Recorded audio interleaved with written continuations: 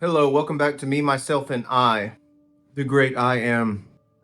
Realize that and like and subscribe and become part of this great place that we're in, a new Atlantis, if you will. Today we're going to be continuing Eliphas Levi's book, Paradoxes of the Highest Science. We're now progressing into the final part, actually, called The Great Secret. So, what kind of a secret is one you don't reveal, huh? Well, let's see what we have from his point of view, that is. Great secret. Not to succumb to the unchangeable forces of nature, but to direct them. Not to allow ourselves to be enslaved by them, but to make use of them to the benefit of immortal liberty. This is the great secret of magic. Nature is intelligent, but she is not free. The heavenly bodies have instinctive souls like animals and impregnate each other.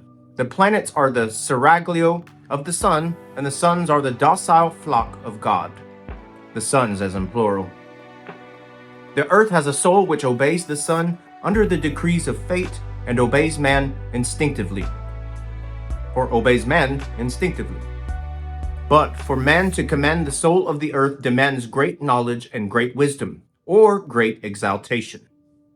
Folly has its prodigies, and these more abundantly than wisdom, because wisdom does not speak prodigies but tends naturally towards preventing their occurrence. It is said that the devil performs miracles, and there is hardly anyone but him who does perform him, in the sense which the ignorant masses attribute to the word. Everything that tends to estrange man from science and reason is assuredly the work of an evil principle. The sun has intelligence, but the earth is mindless. Without the sun and the labors of man, she would produce nothing. The sun is her impregnator and man her accoucheur, and reluctantly and with a bad grace does she yield to the caresses of her spouse and the attendance of her physician. Animals, ill-organized, ferocious beasts, noxious insects, parasitical and poisonous plants, abortions, monsters, and plagues are the fruits of her clumsiness. She resists as much as she can, and her resistance is not a crime. She is but the creature of law, and serves as a counterpoise to the activity of the sun. According to the hieratic tradition, man, the only son of God, ought to command the earth, but man, having infringed the law of God, has ceased to be free, and slaves are equals before slavery. The soul of the earth is hostile to man. Excuse me, there's a loud freaking demon going on outside. The soul of the earth is hostile to man, because she feels that he has no longer the right to command her. She resists him and deceives him. It is she who produces dreams, nightmares, visions, and hallucinations, favored in this by fanaticism. So I'm thinking strongly here, every time he's referring to nature and earth, he's talking about the moon, the forces of the moon. Really, like, that's the representative of Earth is the moon. So from the moon comes nature and all the laws therein. Okay. Favored in this by fanaticism, drunkenness, debauchery, and all nervous disorders. Madmen, hysterical women, cataleptics, and somnambulists are all under her direct influence. They call her also the astral light, and it is she who produces all the phantasmagoria of spiritualism. We admit that the same astral light does not perfectly apply to the soul of the earth. This instinctive power of our planet manifests itself by negative electricity and magnetism. Positive electricity, heat, and light come from the influence of the sun. So, the moon is the negative pole. The soul of the earth radiates out especially during the night. So he's seeing that. The light restrains and repels its effluvia. It is at midnight, especially in the middle of the long nights of winter, that phantoms love to appear. A man is not a saint because he has visions, but one may have visions and yet be a saint. And even amongst the saints, visions are always involve something ridiculous or hideous. Saint Teresa was tormented by blood and believed she saw living walls which were choking and a cherub armed with an arrow to lance them. Mary Alacoque saw Jesus Christ open his chest. There's a pop-up. Mary Alacoque saw Jesus Christ open his chest and exhibit his heart palpitating and bleeding. Martin de Gallardon saw an angel dressed as a footman. The children of Salet adorned the Virgin with a huge peasant's bonnet, with a yellow apron and with roses stuck on to her feet. Bernadette Sorbirons sees Our Lady of Lourdes dressed like a girl about to take the sacrament with a little blue apron and yellow roses planted by the stalks in her naked feet. Berbegnier, or whatever, saw Jesus Christ in the midst of several flat candlestick sockets. This vision of candlestick sockets reappears at Pontmain, where 4 candles are seen fixed to the wall of the heavens and the good Virgin in the middle of them. Ravaillac saw the sacred wafers fluttering around his head and heard a voice which told him to kill Henry IV. The instinctive soul of the earth eagerly demands blood and favors the exaltations which lead to its shedding. Specters like crows seem to scent from afar off massacres and battles. The death of Caesar, the civil war which resulted from it, and the bloody proscriptions of the triumvirate were announced by prodigies of which Virgil speaks. A little before the war of extermination which the Romans waged against the Jews, the temple was crowded by visions and marvels. The morbid miracles of the convulsionaries preceded by a short time only the hecatombs of the revolution, followed by the great wars of the empire. Nowadays the spirits turn jugglers and the dead haunt our salons and become familiar with ladies. We have just passed through the war with Germany and the Commune. What have we still to expect? Wow, that really speaks for the time he was in. Man, the child of Earth, remains in magnetic communication with the Earth. Okay. He should have italicized that. He is himself a special magnet, which can indefinitely augment his powers by the combination of imaginations and will. Then inert objects are magnetized and under the influence of this physical soul of the earth, attracted and ill-directed by man, may displace themselves, be lifted up, and cause cracking noises or raps to be heard. At times, even a kind of aerial coagulation roughly models out some fugitive form. People believe they see lights or hands, dreams to take themselves bodies, and nature seems to be delirious. New Pythonists scribble at hazard new oracles, as little serious as those of the ancients. The same causes produce always the same effects. Will man ever succeed in taming entirely this whirling and devouring animal that we call Earth? No, so long as he cannot discover a fulcrum for the lever of Archimedes, and so long as the steed is always sure of throwing its rider. In vain, man torments the earth. The earth will always end by swallowing him up. Hence it is that the grand dream of Prometheus, that is to say of human genius, has always been the secret of Hermes. That is to say, the discovery of a panacea for disease, old age, and death. The desire for immortality, which has always exercised the human soul, is a protest against our subjection to the voracity of the earth, but religion has placed immortality in death and only flatters herself that she will succeed in releasing from the slavery of earth that portion of ourselves that she wants to raise to heaven. But in the language of symbolism, heaven is spirit and earth is matter. Heaven is light and earth is shadow. Heaven is the good, earth the evil. Heaven is paradise and earth hell. The theologians, moreover, who believe in a local hell can find no place for it save in the middle of the earth, which seems to affirm that evil is materiality. The earth is lazy because she is heavy and material, and as laziness produces starvation, the earth engenders imperfect species reduced to devouring each other. She loves to produce beings who kill each other because she fattens on the corpses of her children. Warfare is the inevitable condition of existence on the earth, and the raison d'être always definitely pertains to the strongest. Might does not take precedence of right. It constitutes it. What Darwin calls natural selection is the triumph of might. So this also speaks a lot of the time he was in. Wow, he's still in a time like that we don't really know anymore, because we haven't been to war in quite some time, and it wasn't even a war. Like the war on terrorism wasn't really a war. It was just kind of sanctions off in the Middle East or what have you. We're not in the age of war anymore. We're in the age of things being okay, certain things being okay to accept and embrace, like divine feminine, realizing that Earth is really just like a virgin and stuff, and it doesn't instill that rage or that martial-like behavior in man as it once did before back in the old ages. It's quite a different world that we're in, a world where we can align the pillars and connect and unite. A beautiful age, like I said, like Atlantis, New Atlantis. So why are there abortions in nature? Why so many imperfect designs if the creative power is omnipotent? Because all force has a resistance as a fulcrum. Because inertia battles against movement. Because shadow must equilibrize light. All is foreseen by the universal sovereign intelligence, and the providence of God is not a direct and personal intervention. If God does not create animals, he tells the earth to produce them. God has impregnated nature, and nature has become a mother, producing unaided. But she husbands her efforts and simplifies her great works. She produces life, and life in its turn works on differentiating forms according to the circumscribing conditions. She's very subjective. One effort begets other efforts. One form begets other forms. And progress is only possible through the law of transformation. Boom.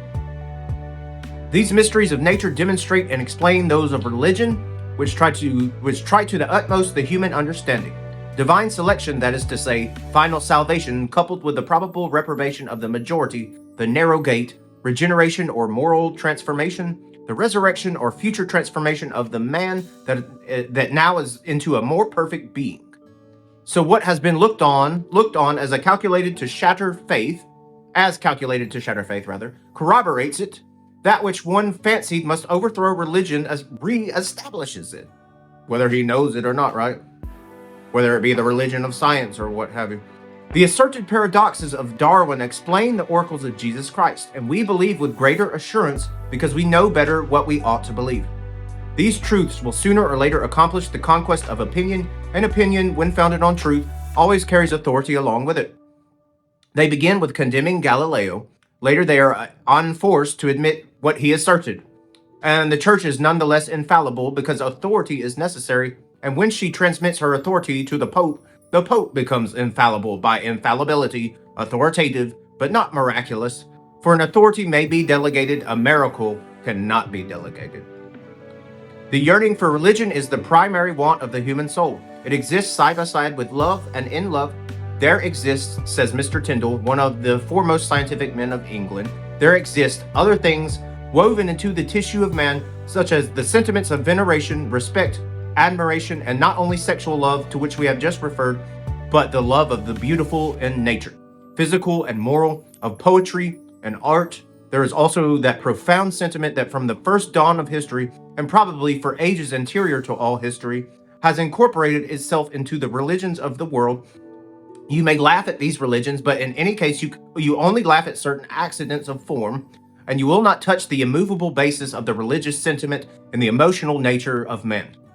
The problem of problems at this present hour is to give to this sentiment a reasonable satisfaction.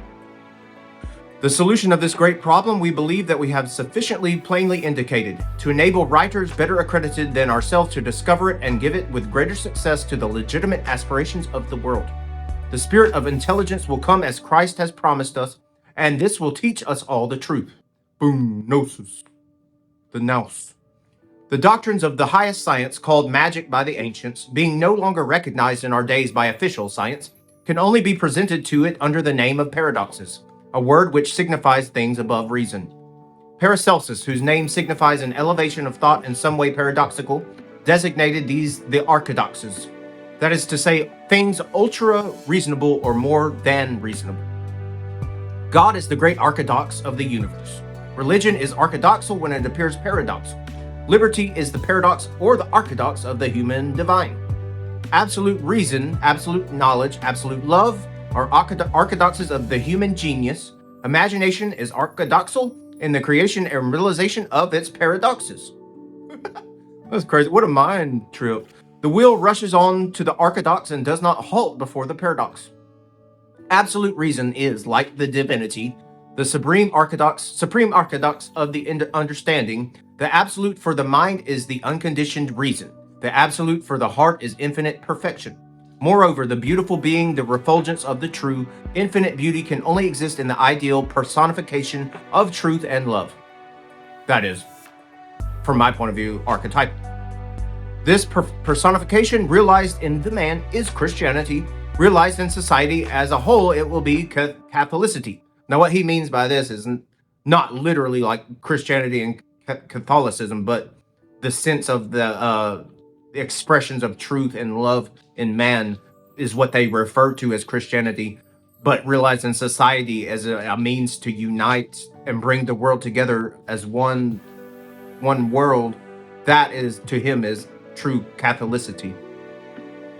But back then, you think back then the church had power, but nowadays it doesn't. So it's now more like a Baha'i type of thing. He who said, "I believe because it is absurd," gave us in a paradoxical shape the formula of the orthodox. And in fact, alike beneath and above reason, only absurdity is to be found. But the absurdity which lies below is nonsense and folly, while that which floats above is enthusiasm and self-sacrifice. Below the reason of the mass is materialism. Above the reason of the scientific is God. Credo quia absurdum, he puts. Let us now complete our magic paradoxes by one last one that we will call the Gospel of Science. Gospel of Science. What an absurdity, right? As if science could have a gospel, a Bible, a Quran, a Zendavesta, or Vedas. All these sacred books pertain exclusively to religion and the priests of the several forms of worship, and science only concerns herself with them to ascertain their antiquity, authenticity, and influence on the history of nations. There is no true gospel but that of Jesus Christ, but it is true that there do exist apocryphal gospels.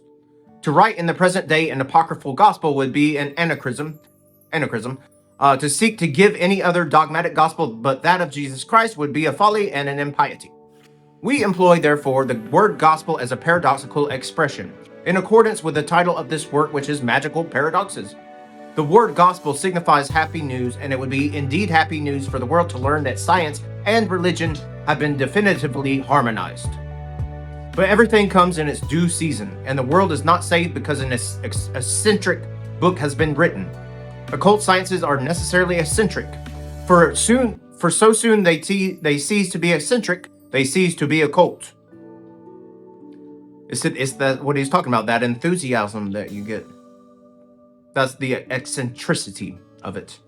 A seed is placed within the earth. No one sees it but he who sows it, and when the earth has closed upon it, no one again sees it. Men pass close to where it is hidden. They even walk above it, and for long it ferments and germinates in silence. Then a tiny shoot pierces the earth. The shoot divides into 2 leaves, and between these 2 leaves a bud appears. Thus it remains for long without anyone noticing it. One day it is found that the shoot has become a sapling. Then the sapling grows larger and becomes slowly a tree. Then oft times he who sowed it is himself enveloped in the earth. He will never gather his fruits from his tree, nor sit beneath its shade. His body fattens the earth and may cause other trees to germinate. His thought grows in the heavens and will make other thoughts blossom.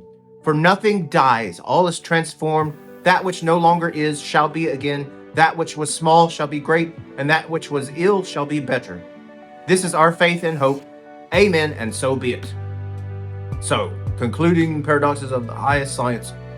He planted the tree, but he left it. Why? Because he was transformed into a newer form, a newer dimension. But that tree that he had planted is still growing into its new form. That tree will one day become him again. Once it evolves and transforms, it will retake his shape and form again. And above, on the other hand, above in his new form, his thoughts and imaginations are manifesting below in nature, like as new buds and saplings all over the place. So it's like being in 2 places, 2 realms at one time. So that is magic. That is the magic of religion and faith with science, which are one and the same. By understanding science, you understand religion. By understanding religion, you understand science. And one day, way back in the past, they were both the same, especially in Egypt. So y'all have a great day, and I hope you enjoyed this series. I know I have. Thank you.